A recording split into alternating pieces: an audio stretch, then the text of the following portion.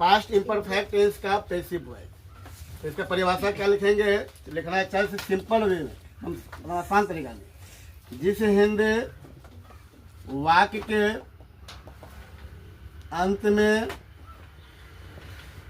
में रहा था, सॉरी इसका मतलब अंत में ये होगा, जा रहा था कोमा जा रही थी कोमा जा रहे थे, जा रहा था, जा रही थी, जा रहे थे, लगा रहे उसे प्रेजेंट उसे पास्ट इम्परफेक्ट टेंस का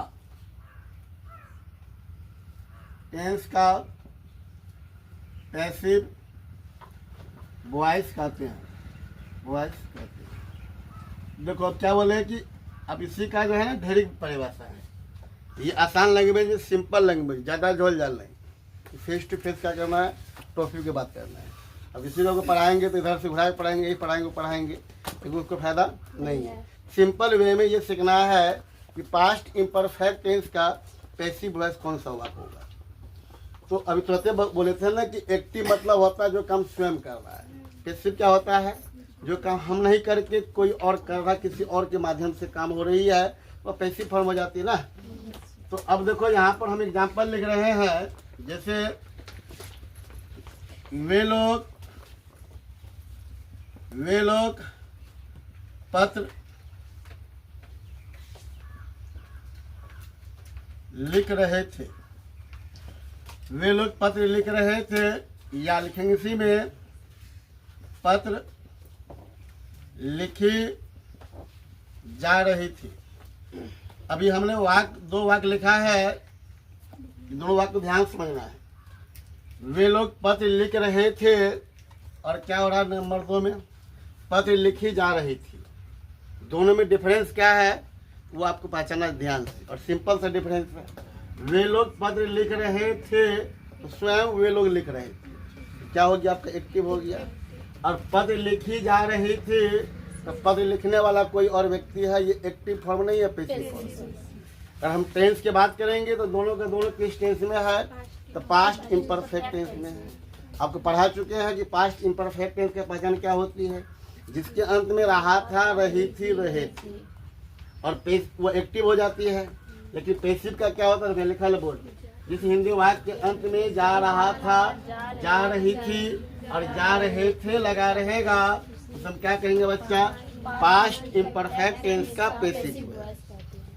तो देखो ये आपका कौन सा फॉर्म है, एक्टिव वॉइस ए बी, और ये जो है किस फॉर्म में है बच्चा, पैसिव वॉइस, मतलब पी बी में है, पैसिव वॉइस।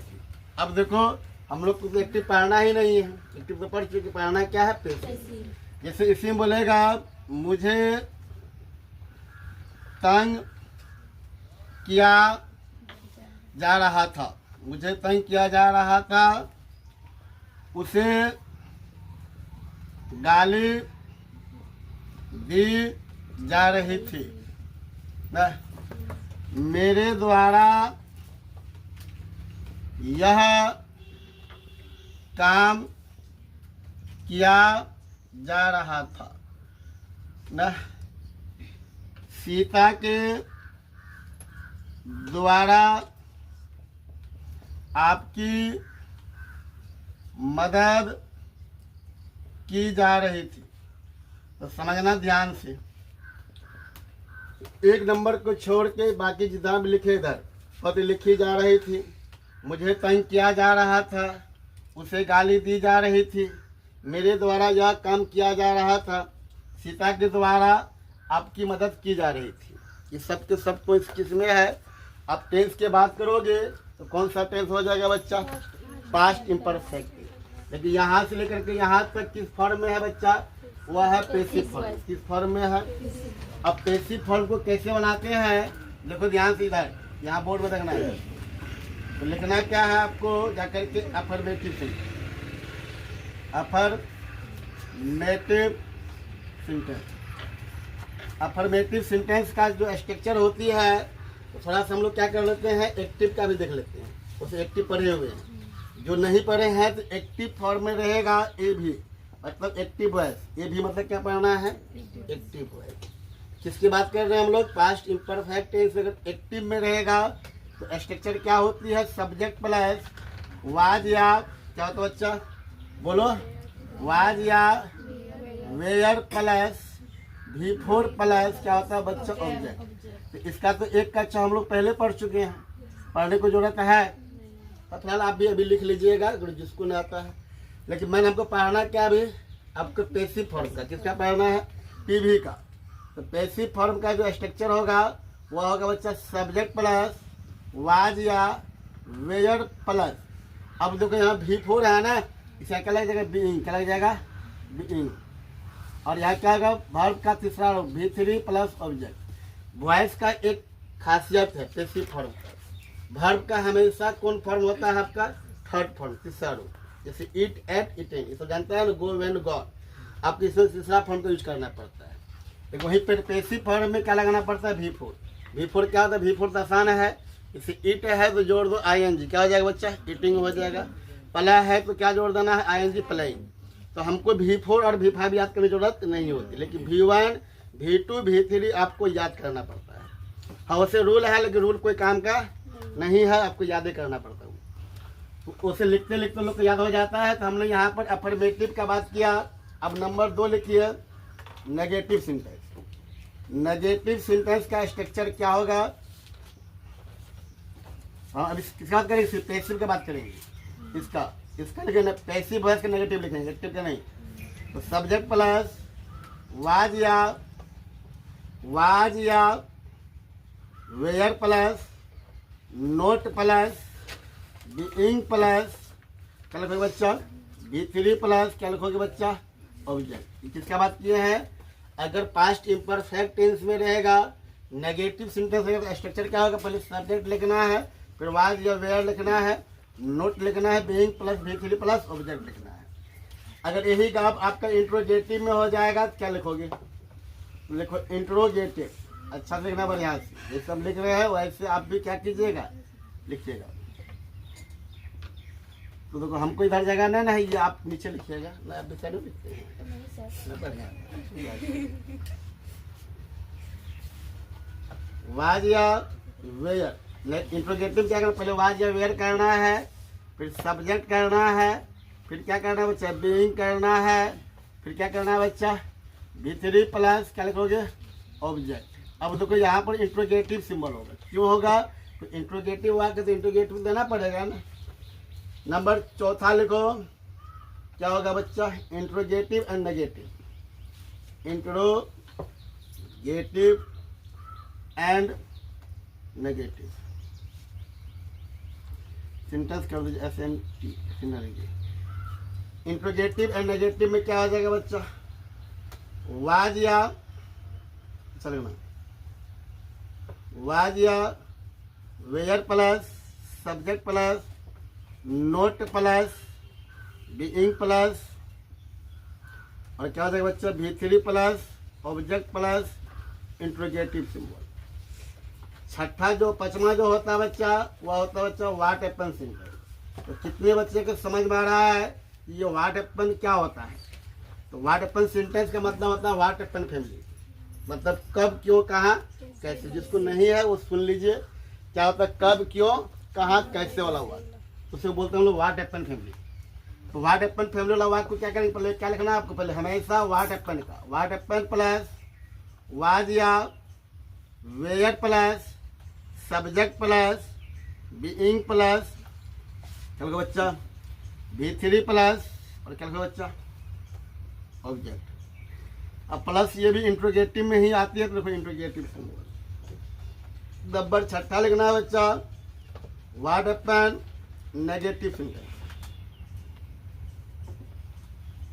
नेगेटिव सेंटेंस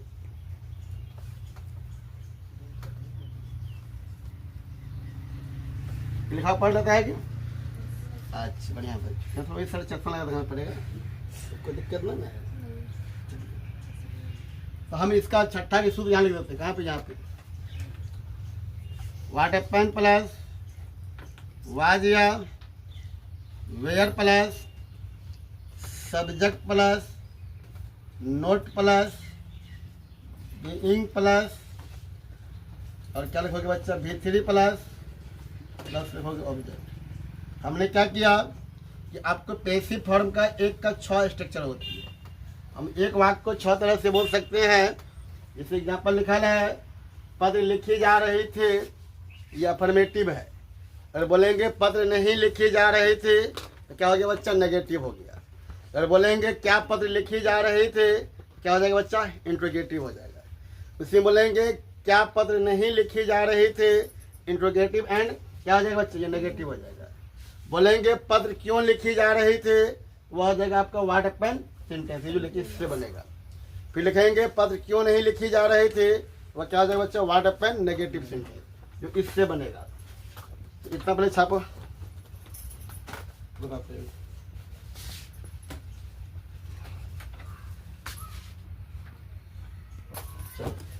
अब देखो यहाँ पे जो हम बोर्ड में लिखे हुए हैं ना, यहाँ पर देखो मेन मकसद तो ये पढ़ना है ना।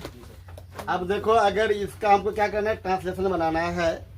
तो किस किस बात का ध्यान रखना होता है कि ये किस रूल पर है, किस टेंस से बिलोंग कर रहा है, किस नियम से बनेगा। जैसे नंबर 1 लिखा है, वे लोग पत्र लिख रहे थे, ये कौन सा टेंस है बच्चा? Past imperfect tense. और किस फॉर्म में है बच्चा? एक्टिव फॉर्म में है। और एक्टिव फॉर्म का स्ट्रक्चर क्या होती है, तो यहाँ बोर्ड में भी लिखा हुआ है और आप पहले से भी क्या करते हैं? पढ़ चुके हैं। यहाँ पर सब्जेक्ट में क्या बच्चा? वे लोग। क्या है? वे लोग। वे लोग क्या लिखते हैं? दे लिखते हैं ना। दे में क्या होगा? वाज होगा कि वेयर होगा? तो इतना पढ़ने के बाद अगर समझ में नहीं आ रहा कि वाज होगा कि वेयर होगा, तो पढ़ना बेकार चुका। देख सकते क्या होगा बच्चा? वेयर होगा। क्या होगा? दे वेयर। अब देखो लिखना का क्या होता है बच्चा? राइट। राइट का भी फिर V4 क्या होगा बच्चा? कुछ नहीं, आई जोड़ दो। तो राइट, राइट का देखो WRITT हो जाता है। राइट ये कुछ रूल है। WRITTING writing. क्या लिखोगे? A letter. ऑब्जेक्ट में क्या? पत्र है। अब पत्र कैसा है? कंटेबल नाउन है, उसे ए लगता है। तो दे वे राइटिंग ए लेटर। कोई दिक्कत नहीं। चलिए नंबर 2 में जो वाक्य दी गई है, पत्र लिखी जा रही थी, ये भी आपका पास्ट इम्परफेक्ट टेंस में है। किस फॉर्म में बच्चा? पैसिव फॉर्म में। तो पैसिव का क्या स्ट्रक्चर है? सब्जेक्ट प्लस वाज या were plus being plus object. पत्र में क्या है बच्चा? पत्र यहाँ पे है ना। ये क्या हो जाएगा? पत्र कंटेबल नाउन है। A letter. ए लेटर क्या लिखोगे? A letter. और क्या होगा? वाज होगा कि वेयर होगा? तो यहाँ क्या हो जाएगा? वाज। क्या हो जाएगा? लिखना का देखो वाज के बाद क्या लिखना? वाज या वेयर के बाद क्या? देखो यहाँ पर लिखा है, यहाँ पे क्या गया ना? क्या सब्जेक्ट प्लस वाज या वेयर हो गया? क्या लिखना? बीइंग। यहाँ पर बीइंग अपने मन से लगता है पैसिव फॉर्म में, ये आपको ध्यान रखना है। बीइंग। और क्या लिखना है बच्चा? लिखना का अब यहाँ क्या होगा? V3। क्या होगा? V3। क्या लिखेंगे? रिटेन। अब इस वाक्य में जो है ना, कहीं पर भी आपको जो है ना ऑब्जेक्ट नहीं है। ऑब्जेक्ट नहीं है, क्या कबार फोड़ेंगे हम लोग, है ना? फोड़ेंगे। A letter was being written. यहाँ पर ऑब्जेक्ट की बात नहीं किया गया है, तो छोड़ देंगे।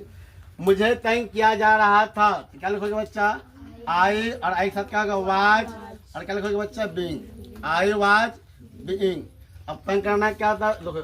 आई वाज बीइंग तंग करना का वैक्स होता है। और वैक्स का V3 क्या होता है बच्चा? वैक्स्ड। कोई दिक्कत नहीं। उसे गाली दी जा रही थी, तो उसे का लिखो ही। और ही के साथ क्या होगा? वाज। और क्या लिखोगे? बीइंग। क्या लिखोगे? बीइंग। और गाली देना क्या होता है बच्चा? एब्यूज। और एब्यूज का V3 क्या होता है बच्चा? एब्यूज्ड। कोई दिक्कत, कोई समस्या? He was being abused. उसे गाली दी जा रही थी। अब यहाँ पाइए, मेरे द्वारा यह काम किया जा रहा था। तो आपको हम बताएंगे सब सिंपल रूल, जिसमें कनेक्टर। कनेक्टर मतलब होता है प्रीपोजिशन। का के में इन लगा रहेगा, उसे अंग्रेजी बाद में लिखते हैं। तो द्वारा है, इसका अंग्रेजी बाद में होगा। कुछ देर भूल जाए कि वाक्य में मेरे द्वारा नहीं है, तो क्या बच गया? यह काम किया जा रहा था। पहले बनाओ, यह काम किया जा रहा था। तो यह काम के क्या लिखोगे? This work. दिस वर्क में क्या लगेगा? वाज।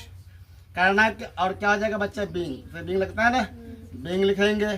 करना क्या होता है बच्चा? डू। डू का V3 क्या होता है बच्चा? डॉन। क्या होता है? तो डन हो गया। अब क्या लगना कनेक्टर वाला हुआ। द्वारा क्या होता है बच्चा बाय, द्वारा का क्या होता है बाय, और यहाँ मेरे कहाँ ऑब्जेक्ट में आ गया तो क्या हो जाएगा मी। इतनी तो समझ में सबको आ रहा है ना, कहीं कोई दिक्कत कोई समस्या? चलो अब यहाँ देखो सीता के द्वारा आपकी मदद की जा रही थी, सीता के द्वारा आपकी मदद की जा रही थी। तो के द्वारा का अंग्रेजी बाद में, अगर ये वाक्य में नहीं तो क्या बच गया, आपकी मदद की जा रही थी। आपको क्या लिखेंगे बच्चा, यू के साथ क्या होगा बच्चा, वेयर, क्या होगा, यू वेयर बीइंग। और मदद करना क्या होता है, हेल्प होता है ना, और हेल्प का भी क्या होता है बच्चा, हेल्प। कोई दिक्कत? अब क्या लिखोगे, द्वारा का बाय, क्या लिखोगे, बाय, किसके द्वारा, सीता के द्वारा। चलिए तो समझ में आ गया ना। तो हमने अभी आपको ओनली फॉर अफर्मेटिव बताया है, लेकिन इसी वाक्य का हम 1 का 6 भी कर सकते हैं। कोई सा वाक्य उठाओ उसका 1 का 6 करो। तो यही सब करते हैं। मुझे तंग किया जा रहा था, अफर्मेटिव में क्या लिखोगे, आई वॉज बीइंग वेल्ड। मुझे तंग नहीं किया जा रहा था, क्या लिखोगे, I was not being weld. क्या मुझे तंग किया जा रहा था, वाज आई बीइंग वेल्ड। क्या मुझे तंग नहीं किया जा रहा था, was I not being weld. मुझे तंग क्यों किया जा रहा था। अब देखो सुनो ध्यान से, क्यों की जगह आप कब भी बोल सकते हैं, कहाँ बोल सकते हैं, कैसे बोल सकते हैं। तो हम लोग क्यों लगाते हैं, क्या बोले, मुझे तंग क्यों किया जा रहा था, पहले क्यों का लिखो, why was I being weld. मुझे तंग क्यों नहीं किया जा रहा था, why was I not being weld. तो बातें समझ में आ गई ना। अगर आप अफर्मेटिव बना लेते हैं तो नेगेटिव आराम से बन जाएगा।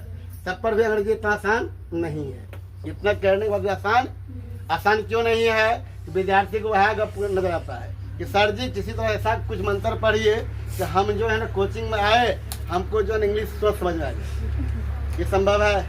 अंग्रेजी और मैथ किस चीज़ का कैसा है, प्रैक्टिस। जितना प्रैक्टिस आप इसको बार बार बोलिए, सुनिए और याद कीजिए, तब ना होगा। चलिए।